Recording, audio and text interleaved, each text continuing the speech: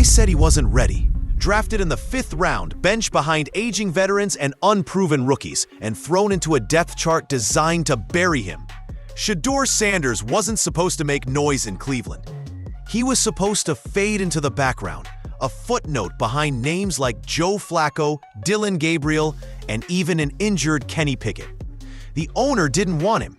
The coaches barely gave him a chance. And the media? They acted like he didn't exist because what happened on that field didn't look like a rookie getting lucky. It looked like a franchise quarterback forcing his way into the spotlight, whether the Browns were ready for it or not.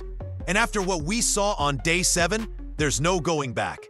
From the moment Shedeur Sanders arrived in Cleveland, it was clear something wasn't right. Despite his poise, talent, and proven record under pressure, the Browns buried him on the depth chart. Behind Joe Flacco, a 39-year-old whose best days are long gone. Behind Dillon Gabriel, a 3rd-rounder who's looked shaky at best. And somehow, even behind Kenny Pickett, whose leg is holding on by tape and hope. It wasn't just about football. It was politics.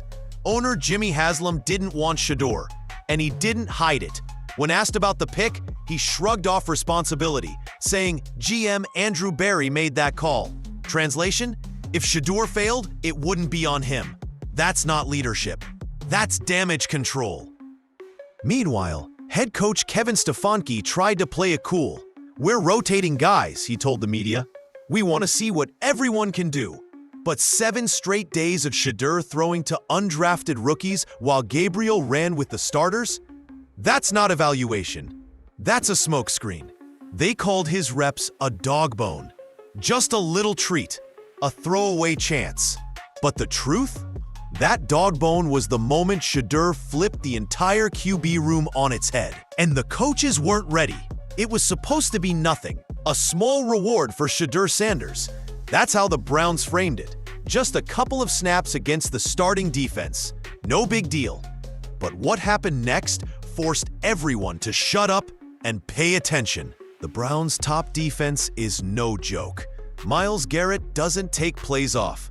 Denzel Ward and Greg Newsome lock down everything in sight. For most young QBs, just surviving a few reps against that unit would be enough. But Shedeur wasn't there to survive. He was there to prove a point. And he did. His very first series, 2 completions out of 3. The only miss was a tight window shot that nearly connected. Then came the brilliance. Rolling right, dropping a dart to Gage Larvadain. Next, a laser to Cade McDonald in heavy coverage. No panic, no hesitation. Just clean, NFL-ready football. Even crazier, he did it with the second-team offense. No Njoku, no top-tier protection. Just Shedeur, calm in the pocket, reading a pro defense like he'd been doing it for years. The coaches might have called it a treat, but what they got was a wake-up call. And from that moment on, the smokescreen started to crack. The numbers don't lie. And on day 7, they painted a picture the Browns coaching staff couldn't spin. Shedeur Sanders went 6 for 10 passing, including a sharp 2 for 3 against Cleveland's top-tier defense.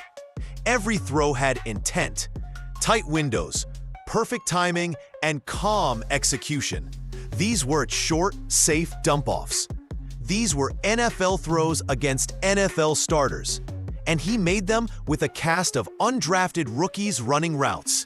Now let's talk about Dillon Gabriel, the 3rd-round pick, the priority project.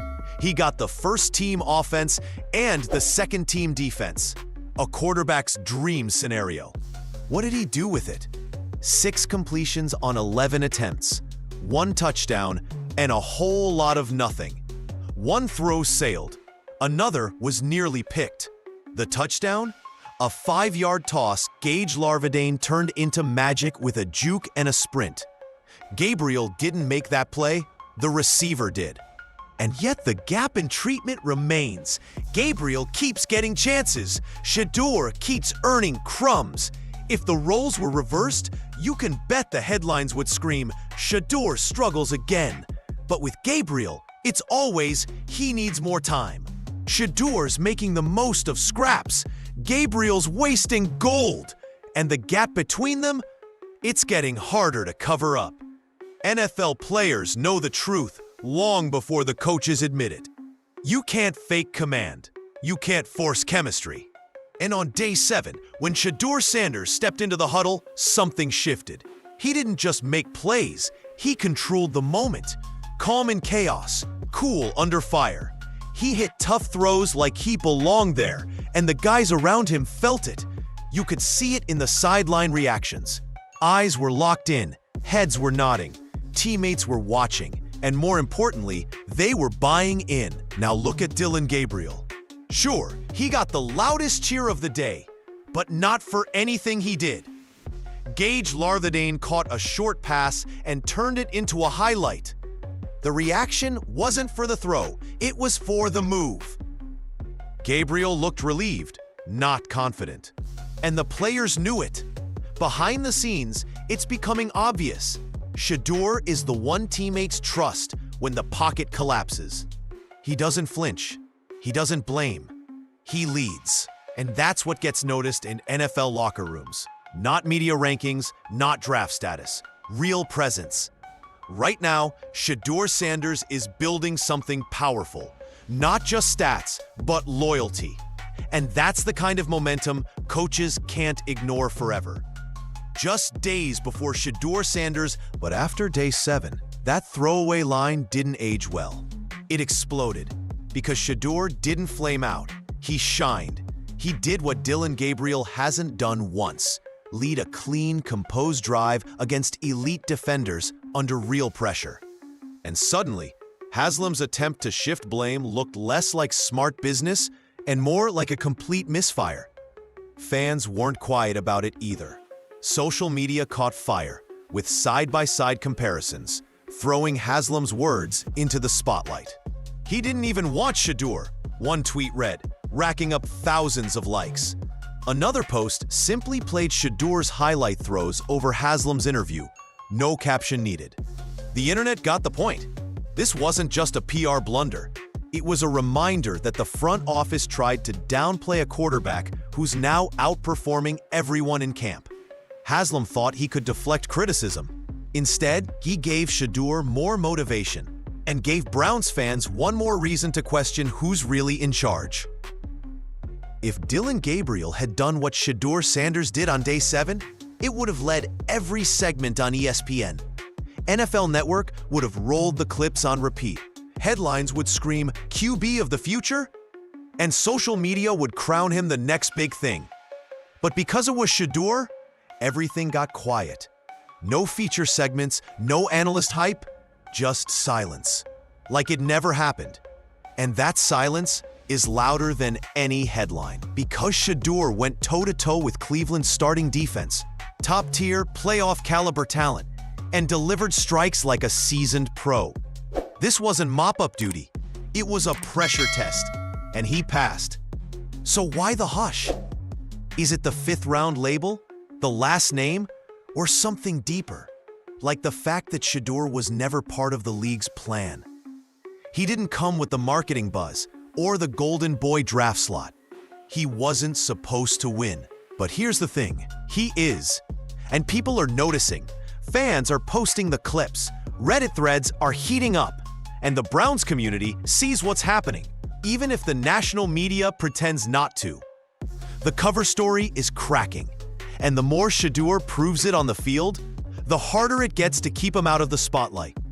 The Browns keep calling it a quarterback competition. But after 7 days of camp, that's not just misleading, it's laughable. Because anyone actually watching practice knows the truth. There is no real competition. There's just Shedeur Sanders outperforming everyone and being kept in the shadows. Dillon Gabriel gets every advantage.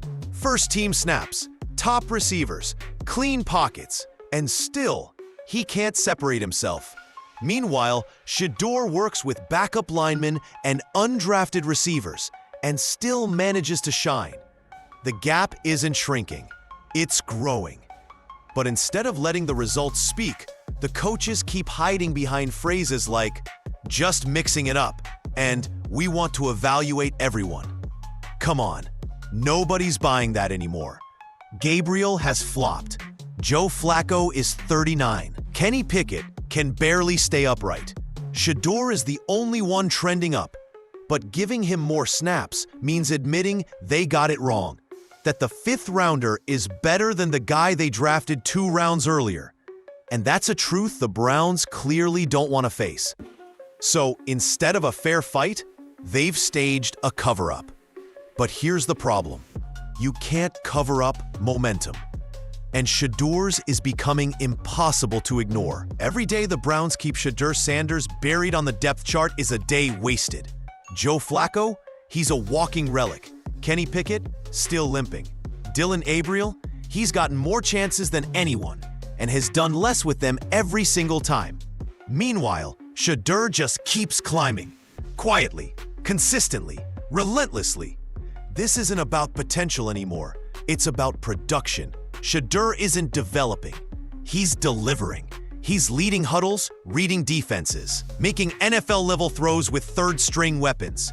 And he's doing it without excuses, without spotlight, and without help. That's not a future starter. That's a quarterback already playing like one. But time's running out. For the coaches, for the front office, and for Jimmy Haslam. Every week they delay this decision. The locker room gets louder. The fans get angrier. The film stacks up. The narrative spins out of their control. And here's the thing. If Shedeur can do all this now, imagine what he'll do when he actually gets the keys to the offense. That moment's coming, fast. Because this isn't just a camp story anymore. It's a full-blown shift. And the Browns can either ride the wave or get flattened by it. This started as just another training camp storyline. A 5th-round pick trying to earn reps behind bigger names. But after day 7, that narrative's dead. Shedeur Sanders isn't just fighting for a roster spot. He's forcing a franchise to confront the truth. He outperformed the 3rd-rounder. He outshined veterans. He led under pressure, delivered with precision, and did it all without the perks handed to the so-called favorites. And still, he's being treated like a long shot. But let's be real. Shedeur doesn't need anyone's permission to break through. He's already doing it. The coaches can keep rotating reps. The media can keep pretending. The owner can keep ducking blame. But every pass Shedeur throws makes the excuses harder to swallow. Every practice, he chips away at the illusion.